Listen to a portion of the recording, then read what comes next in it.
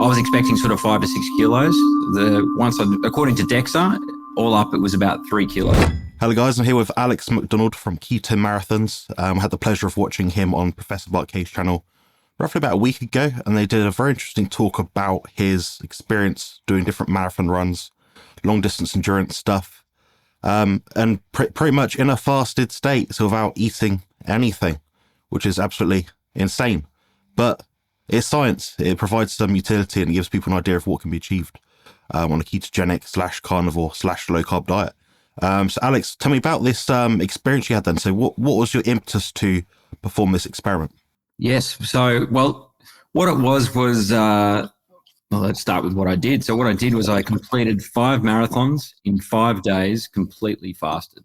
So the way to think about it is think of a 5-day fast where you have nothing but salt and water for those 5 days, and then run a marathon every single one of those days, backing up. So 0 food during that entire 5-day period. So the reason why doing it was I'd learnt that when basically there was a way to unlock 50 times more energy in your body. So that was the sort of the piece that sort of piqued my interest to kind of go, well, how do we do this? So and it largely just comes down to when you can train your body to be fat adapted, which basically means just eliminating all carbohydrates. So at the pointy end of it is basically pure carnivore, but limit your carbohydrates down as low as possible.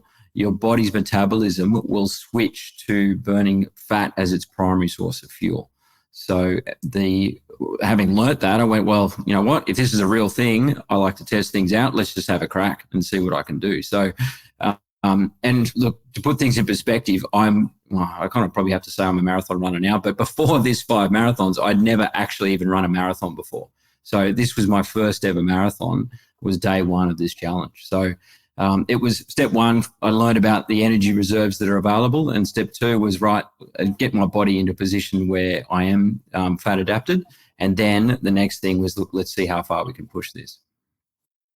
Interesting stuff. I mean, one thing I noticed a lot of people that are in the endurance space say is that when you're running, cycling, doing whatever for a long period of time, you don't want to get that lactic acid feeling, that heavy leg feeling. What was your experience been maybe in the past versus in contrast to now, in that having that lactic acid just like build up and build up and build up? Did you notice that you had less because you're fat adapted, or more? Or? Well, the lactic acid wasn't so much an issue for me because mainly because of the strategy in which I was running. So in the past, look, my running, we call it career prior to that, was me doing some sort of fun runs, sort of half marathon stuff, which was about a decade before I did this experiment. And back then it was like most runners at the time, let's just be as fast as possible. And like if I'm in the hurt zone, then that means I'm doing it well. And like just it's a game of how long can I stay there and just push it. And that was when I would really feel the lactic acid build up, and that would be a really big part of those kind of runs. This time around, it was more around a demonstration to myself and to kind of prove that it's possible, the amount of distance that I could cover. So speed wasn't an issue. So I wasn't running at a high clip and a super high heart rate that would sort of trigger that lactic acid buildup. So it was never really on my radar. It was more just that low and slow and just continue to go to push out, which in the end, 5 marathons, I ended up doing 212 kilometers over that 5 days. Oh, wow. That's impressive. I mean, did you do any sort of anthropometric or different blood measurements before, during, and after? So I appreciate, a lot of people that are in endurance space are quite lean. When you say to someone, oh, I did it without eating, you must have had an amount of body fat just to carry you through, I'm guessing. Yeah, so let's run through some of those numbers. So for me, like my metrics are, look, I weigh about 75 kilos. On me, I'm about 15% body fat, which that equates to about 11 and a quarter kilos of fat on me. Like that's it. It's not very much. I would be what most would describe as like a lean individual. And even still, look, I'll use calories here. I don't subscribe to them being a very good metric for the measurement of energy in our food, but let's just use those just for the example. So on me, with 11 kilos of body fat on me, I have approximately about 100,000 calories of available energy. Now, if we contrast that to the amount of call it glycogen, the amount of carbohydrates that are stored in my body. The maximum amount of that in anybody is around about 2,000 calories. So I literally have 50 times more energy available in my fat stores. So in order to test things through all of my 5 marathons, I did, look, before I started, I had a full blood panel, which was done by my head doctor that was, or my lead doctor that was helping me, Dr. Paul Mason, who some of your listeners may know in this space, but brilliant guy. So I had a full blood panel, plus I did a full body DEXA scan. So before my run, hence I had very accurate data around my body composition. And then after my 5 marathons, I did it all again just to check, well, what was the change in my bloods? What was the change in my body composition? Just so there was no question around, well, look, how accurate was it? Am I making it up? All that sort of thing. So in addition to that, I did do some blood tests along the way. So I wore a CGM for the entire 5 days.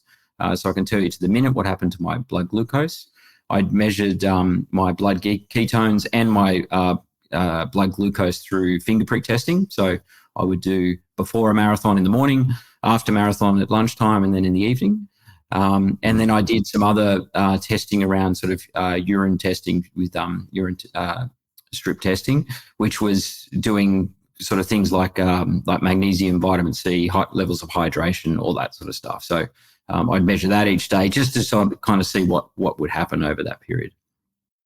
Sure, it's interesting. I mean, what I'd probably expect, Alex, sheer guess, probably the logical answer was your body fat went down between the scans. Was that what you found, or? Yep, absolutely. So I ran some maths before that, and it's a really interesting one because everyone's got a theory about what it is, but I'm pretty sure I'm the first guy to have ever done this, to ever done 5, have this sort of data. So it was quite fascinating. So I was expecting to lose sort of between 5 and 6 kilos, and I would think most of that would have been fat for the whole experience, given the amount of volume that I had to do. Plus, you burn a lot of energy just sort of resting and recovering. So it's not just the time that I was moving; it's you got your resting metabolic rate that you need to take into account.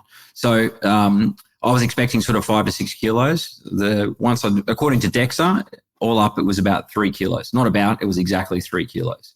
So in that 3 kilos, only 1 kilo of body fat.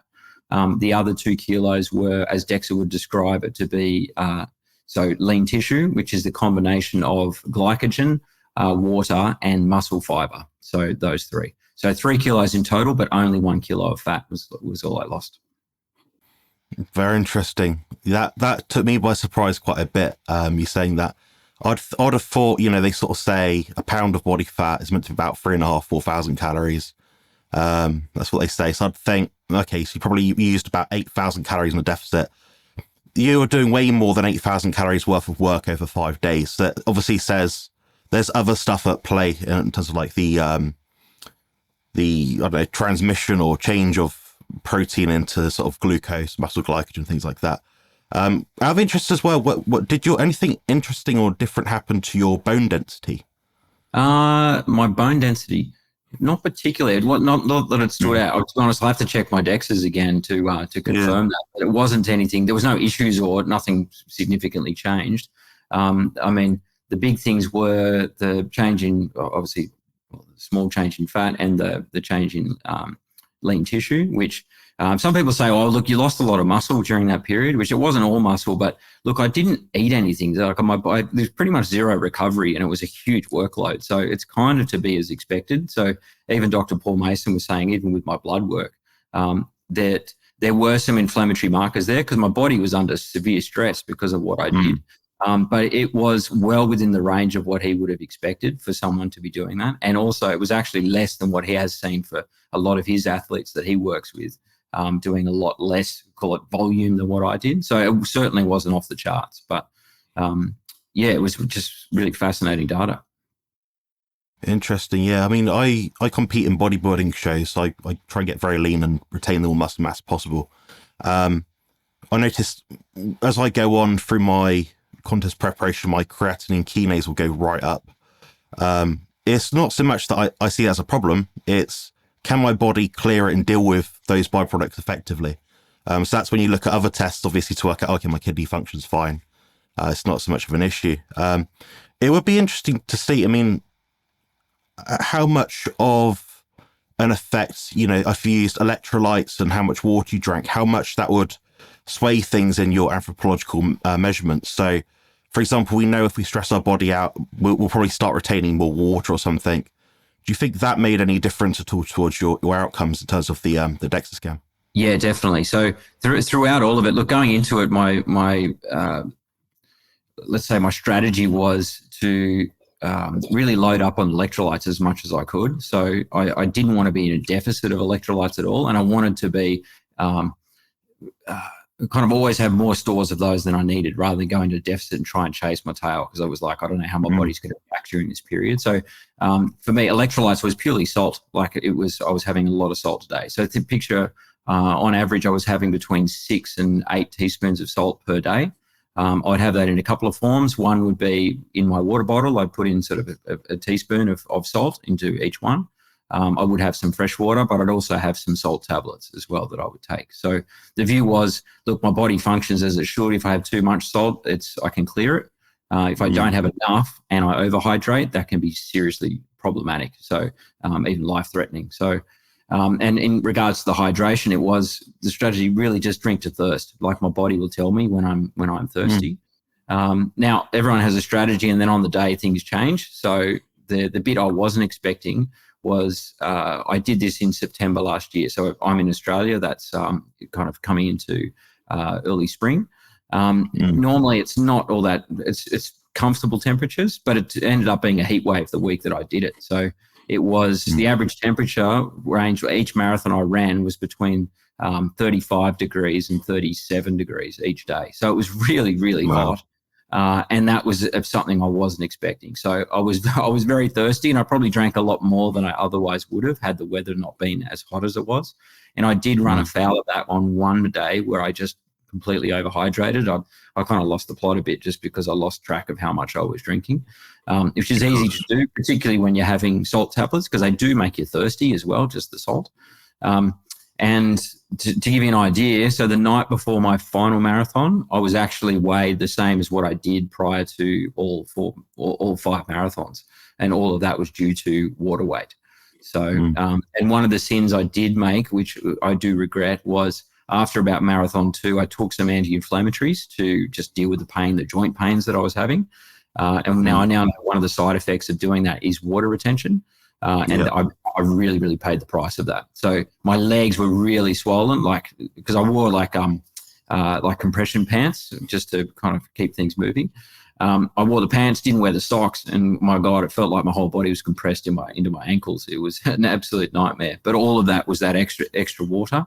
So the night before my final marathon, I say I slept. I didn't really. I lay down on my back with my feet in the air just to try and clear the liquid out of my legs.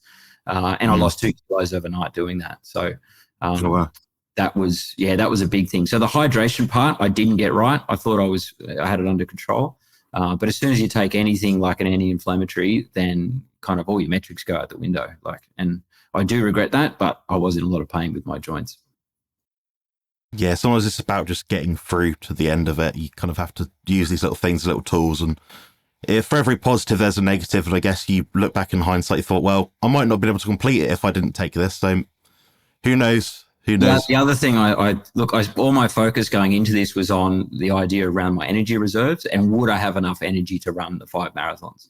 The bit that I didn't take into consideration was just the toll it would take on my body. So my analogy is, it's like, right, if you figure out a way to drive your car on 1 tank of fuel and drive 100,000 kilometers, that's pretty phenomenal. But along the way, you're going to wear your tires and your brakes out. And that's what happened to me. My tires and brakes, and my analogy here would be like my joints and my tendons. So I hadn't really earned the right to cover that crazy amount of volume, because it takes years of training to really get to a point where you can move that far and recover as quickly as you could. So, and I was very much underdone. Like I said, I'd never done a marathon before.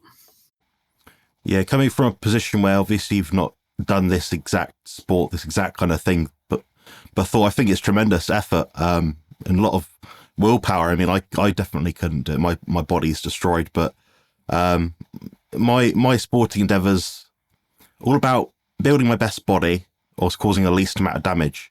So work like what you're doing is kind of like, okay, I can extrapolate a little bit and say, okay, this guy didn't eat anything, and this is what happened. This is what you need to look out for: the hydration element, the anti-inflammatories. These kind of things can affect things.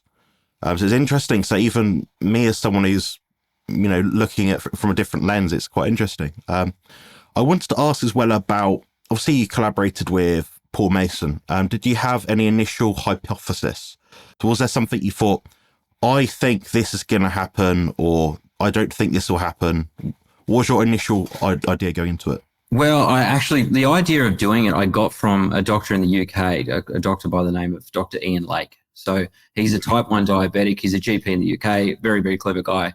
He did something quite incredible as a type 1 diabetic. He did 100 miles in 5 days, completely fasted, as a type 1 diabetic. So he was the one that really planted the seed in my mind of, look, this is possible. Without his work and him doing that, it was him and 7 others that did it, and a mixed bag, not athletes by any stretch. Some were, some weren't, but basically they all did it. They all finished and they succeeded.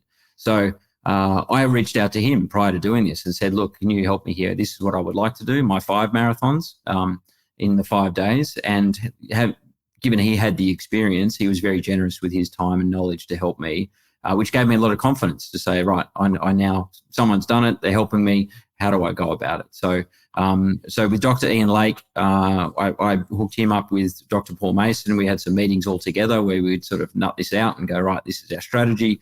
Paul had some questions that, I wouldn't have thought of either from the medical side that we kind of covered. So but not once was there ever an issue or a conversation around, do we think this is possible? It was like entirely it is. It's like, just how do we do it the best possible way? Absolutely. Yeah. I mean, was this idea inspired at all by Finney and Verlek's work from, past decades? Is that kind of coming to it a little bit at all? Yeah, absolutely. So, Steve Finney and Jeff Volek have done amazing stuff. Like, they've been studying this stuff for years, and a lot of their papers and research is the stuff that I did rely on. Like Steve Finney's got that wonderful quote, which is, look, most of us are carrying so much energy on our body. It's very much like the fuel tanker that runs out of fuel on the freeway. It's got a huge load on its back, but it can't move anymore because it just can't tap into those fuel reserves. So, both of those guys have been very, very instrumental or influential in this space and moving our knowledge towards what is possible when one becomes fat adapted. Yeah, very interesting. Yeah. I'd be curious to see future studies. I mean, just follow-up sort of thing. Biopsies, things like, muscle tissue, compartmentalization of amino acids and glucose, and what's happening to these different things at different points in time. Would you have any sort of a guess or idea what you think would happen to different substrates in the body? I don't know. Look, and when I went into this, I came into it with the view of trying to get some universities to do use me as a test subject. So it was like, right, I made up my mind, look, I'm going to do this regardless of whether anyone helps me or not, like just because I want to test it out. It's just something I had a bee in my bonnet about it. But I thought, look, what can I get out of it? So in terms of what information can we get out to the community around this? So I approached the universities and they said, look, great idea, love it, but we just can't get the ethics approval for it. It's going to be really difficult, which is a bit odd because they weren't recruiting. I was going to them. And they said, look, even if you do, it might take 12 or 18 months before we even know if we can get it through ethics approval. And so I'm sure in your endeavors as well, once you get your mindset on something, it's like, right, I'm committed here. I want to do this. I don't want to be on someone else's clock. So it was an opportunity lost where we could have got some data, because you obviously need some very specialized kit to do a lot of those tests along the way. And I was more than willing to do it. But the idea that it may not have got through ethics approval because it would be perceived that I was putting my life in danger. What I think I may have contributed now is, look, there's no question whether it's possible or not. Look, I got through it. It was difficult because my body wasn't trained to do it as much as I would have liked, but it's absolutely doable. So what I'm hoping is, look, there will be further studies around this, and they can point to me or my achievement here as an example to say, look, a guy that's not even an athlete can do it. Let's get some actual athletes and let's test this properly as it should be. So hopefully that's just one incremental step forward that I've been able to contribute. Absolutely. Yeah. I mean, the usual spiel is that, science progresses one death at a time. Well, it doesn't have to. You haven't died. So if anything, it's a useful pilot study. It gives people an idea of it's achievable, it's possible, you know? Yeah, well, that's what I like. I love the fact that look, before doing this, I would tell everyone, because I find if you have an aggressive goal and you tell everyone, you're really committed, like you have to do it. So it was part of my strategy too, like tell the world, well, not the world, my immediate sort of close community that I'm going to do this. So that kept me honest. But a lot of people would just say, look, that's but basically it's impossible. You're not going to be able to do it. So given sort of that view, I think now that I have done it, like N=1 experiments don't prove anything, but they can absolutely disprove a hypothesis. So it's not there is no question now as to whether it's possible or not, because simply by me doing it once, I'm now absolutely definitively proven that yes, we can do this. Yeah, I get a lot of pushback in my kind of area of this space as well. In carnivore bodybuilding, it's, we need carbs to build muscle. You need it to perform in the gym. I've proven that multiple occasions now. It doesn't need to be done. I've got loads of videos on it. Did an experiment. I did an intervention. So I started on, by this point, I think I was about 3 years into a carnivore diet. And I thought, well, everyone keeps going on at me. Have fruit, have some honey. And I was like, I'm not going to do it as in long term, but I'm going to prove to people what will happen if I did that. So overnight, obviously, I changed my diet. I went from a diet of carnivorous foods, animals, dairy, milk, eggs, fish, meat, whatever, Then for 3 days, I equated my calories, equated my protein, but basically just leveraged sugar up, so from fruit and honey, and lowered fat, so my calories are the same. In that time, my sports performance in the gym went down. I used leg extension and a curl, two simple movements where you can easily measure strength. My strength levels went down by strength endurance went down by about 10-15% immediately. I had more lactic acid. And my body fat actually went up despite calories being equated.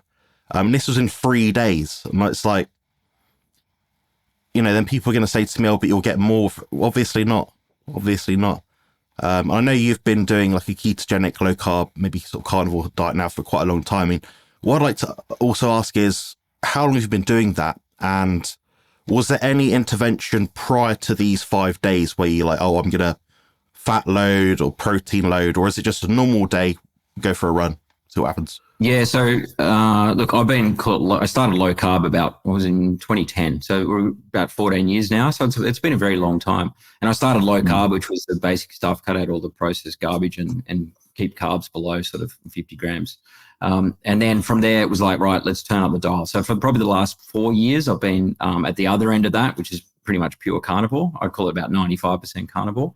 But then coming into this challenge, it was, look, okay, it's an aggressive goal. I need to be fat adapted, or as fat adapted as possible. I didn't want to risk just getting anything wrong there. So I was very, very strict about sort of 3 to 4 months out with my diet. So it was pretty much zero carbohydrates, pure carnivore. And then around the quantity that I was eating, I didn't measure the quantity per se. It was very much rely on my body and my own satiety signals, which is generally how I operate. And I when I eat a big meal, it's a very big meal. Like, people are pretty shocked by it, but I may not have to eat for another, till the same time the next day. So, so the only thing I changed with all my training was, look, I'm going to something pretty aggressive here with a period of fasting. So I'd like to have store as much fuel as I can. So it wasn't around changing the diet. There were periods there where I was probably eating more than I otherwise would have. And I say otherwise would have. It wasn't that I was choosing to, load up my plate and, it was easy. It was more like, I am full, but I'm just going to have a little bit more here just to kind of really top things up for that period. So I would do that, but it gets to a point we just can't do it. Like, it's just, I can't get any more in. And that would still equate to sort of 1 or 2 meals a day. And I just couldn't do more than that. So I think it speaks volumes for just around how much, eating in a carnivore diet just really cranks up the satiety. It's hard to overeat. It's funny when we look back at ancestral historical writings, or even like little just like hearsay sort of old wives' tales. Oh, I knew this guy and he was an Aboriginal, and he used to run across the desert for 3 days straight. And it seems like, oh, you can't do that, you'll die. But these people would do it without anything at all, like nothing. They would just go with a rucksack or a bag made of like leather, then just run across somewhere and deliver the message. So it just goes to show our blueprint is not faulty. You know, you've gone from this, obviously, you've been low carb for a long period of time, now carnivore. It's like your body does know, and it's not that you can ever go so far over to the carb hole, the carb side, where your body can't go back to it. So I think people can learn a lot from this experience, and certainly it shows that you can transfer your energy storage and utilization very easily. Yes. Yeah. Well, a lot of my principles are based on that evolutionary approach. It was, look, people think I'm mad, and like people are wanting to talk to me now because of what I did, but like I don't think it's in recorded history, anyone doing what I have done specifically.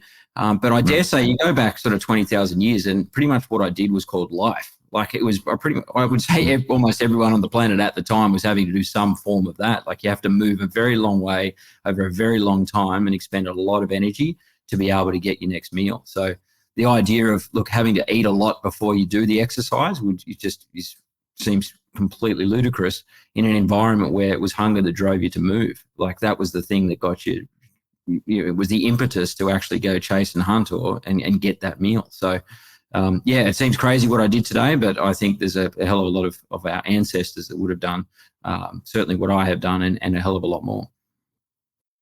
What I'd be interested to see, purely just out of curiosity, is if you did the study again, the experiment again, but you did it from a low body fat, so like 8%, like very, very low body fat, would you experience more muscle loss? Would your performance be deteriorated more? I mean, 15%, people listen to this probably think, oh, it's not very lean. It is lean if you get it DEXA scanned. It's a lean physique, you know. So it's not like you had a tummy or anything like that. You know, you're a lean guy. So yeah, if you see photos of me, yeah, I'm very lean. So like, and particularly in today's society, most people would classify me at the extreme lean end of things. So, but yeah, obviously compared to the bodybuilding world, it's I would seem to carry a lot more weight. But yeah, for the average person looking at me, I'm certainly not large. If you were to do this again, then what kind of inclusion criteria would you have? Would you change anything a little bit? Would you, is there any sort of like tweaks you think, looking back, I wish I did this to kind of hammer on or prove this point or disprove this idea? Yeah, there were some things. So a couple would be, I focused a lot on getting time on the legs and my running around that. If I did it again, I would focus primarily on my running technique as one, to be more efficient would be one part of it. The other would be doing strength training. So a lot more strength training, because when you cover the volume I did, you get found out really quickly because your body, compensates using muscles it shouldn't be using just to kind of get by. But once you get through a couple of marathons, it's like, there's a reason why your muscles are being designed the way they are. If you're using the wrong muscles for the wrong purpose for a long time, you really pay the price. And I did, because I was in a lot of pain with my ligaments and tendons, as I mentioned. And so that was the bit that really got me. And with the pain, it was kind of, on reflection, it was like I should just toughen up a bit more and have avoided the anti-inflammatories, which I thought was an easy option to get out of some of that pain. But definitely I wouldn't be touching those again. But yeah, number one, I wouldn't be changing anything from the diet or nutrition side about it. That was never an issue. I wasn't hungry for the entire 5 days. It was not even my radar. And I never ran out of energy. So, nice. Yeah, the toll on my body. So to give you an idea, so when I finished, I had grade 2 sprains on both ankles. So, and I probably ran the last 2, maybe 3 marathons with sprained ankles. Like they were already swollen, already in a bad way. So that was pretty tough. Like kind of looking at my feet going, I can't tell where my feet end and my ankles. It was just a swollen mess. And then go, right, I now have to run a marathon. It was a few moments there going, okay, this is a real deal. Interesting. Yeah. I wanted to ask as well, probably this might be the last question, but it's about any biohacks. Obviously, you follow now a carnivore diet. You're very fat adapters, as you've absolutely proven beyond doubt. Is there anything you do in a day which is a little bit unusual to what the standard Western dieter might do? So do you do cold baths, red light therapy, things like that, grounding? I don't know. No, I do pretty much the playbook. So I prioritize sleep is a big thing. I definitely do. I do these days. I do calisthenics training. So for me, it's like body weight training, but I like that's what functional movements. What I do. But my tip to most would be like find the good trade, which is like what's a sensible trade. And look, I'll create a silly example. It's like if you go to the pub and have a beer, and you go, right, I'll have a couple of beers. That's not great for your health, right? But you say, right, I'll go to the pub. I won't have the beers, but I'll have, the steak and a large potato because, that's kind of good for me. For me and the carbohydrates, it's like, well, how many beers would equate, or low carb beers would equate to that one large potato? And if you do run the numbers on it, it's about a low carb beer has about 1.8 grams of carbohydrates. A large potato has about 70. So it's kind of it's well over 30 beers is the equivalent. So it's like, right, smart trade is cut the potato and have one beer, and like you've had a great night and you've done so much better than, all those people think I'm doing the right thing. Won't have the beers, but I'll have the potatoes with my steak. It's like not a good trade. So finding those little gems, I think for most people is a big win, because you can get huge results for your average person just by being smart around some of those choices. Yeah, I completely agree with that. The big one for me is the correct light exposure. For me, it's so possible to do because I just open my windows, open the curtains in the morning.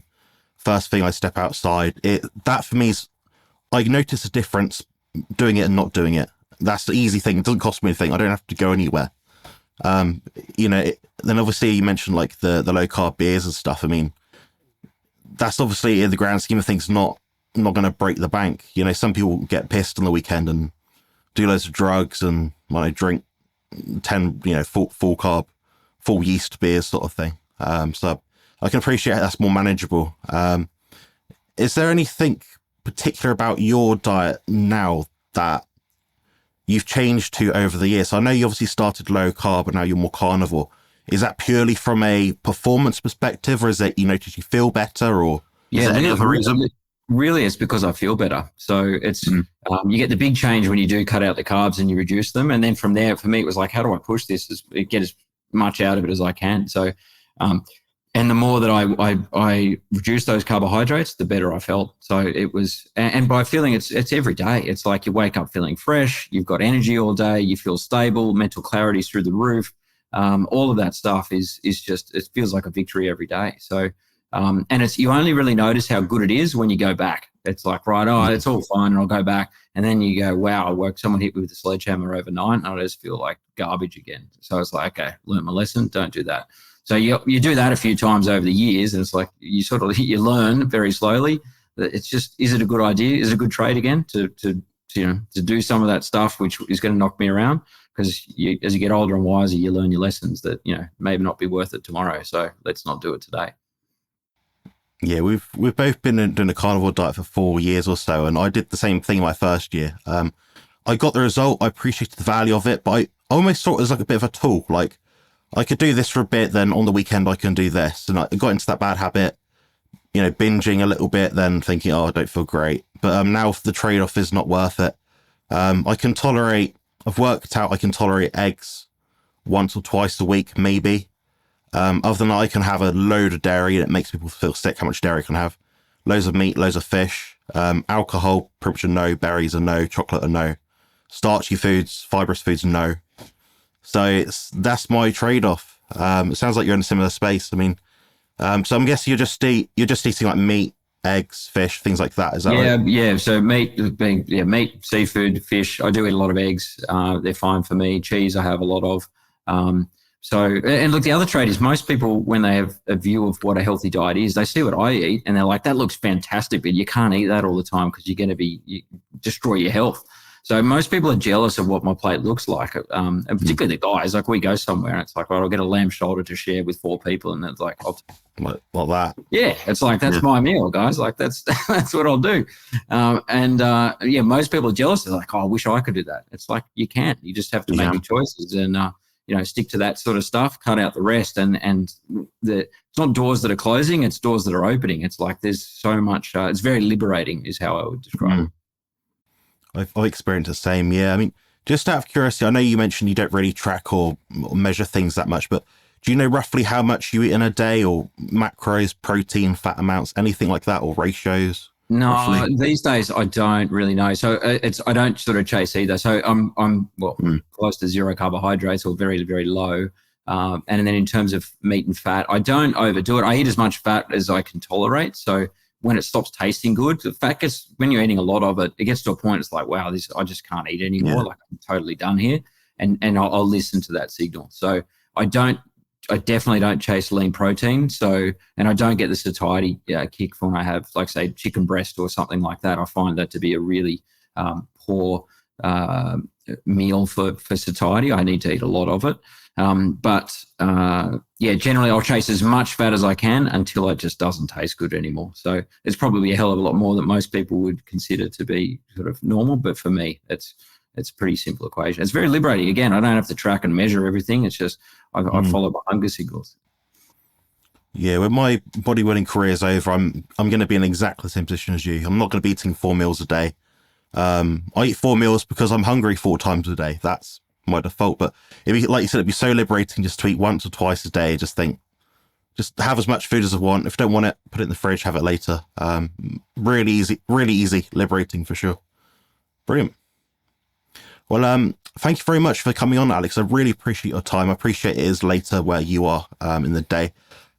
Just so anyone that's listening to this can know and find out, who are you? Where are you from? What's your Instagram? Do you have any publications about to come out? Anything of interest to people that might be interested in what you're doing? Yeah, sure. So I do have a website, ketomarathons.com. So on there, I've described my whole journey around my 5 marathons, from everything from my preparation, how I went about it, what I was doing, and then an update of every marathon I've done. I will be putting up there my sort of before and afters for DEXA and bloods and all that sort of stuff as well. So head there for a lot of information. Plus, it'll point you to some resources or great resources in this space if you'd like to learn more. So ketomarathons.com. And then I've got the same handle on Insta. I post there on @ketomarathons, on X as keto_marathons. That's where you'll find me. So, and look, from having a chat with Barkay, he did throw his hand up. He said he'd like to write that paper for me to, given all the data I do have. So watch this space. It'd be great if we could get something published out there that would be a definitive example of what's happened to kind of move us forward in the nutrition world. Absolutely. I'm going to pester him as well because it just has so much crossover to different sporting endeavors. So hopefully that will come out when it comes out, and hopefully soon. All right. Cheers for your time. Build muscle and lose fat on the carnivore diet.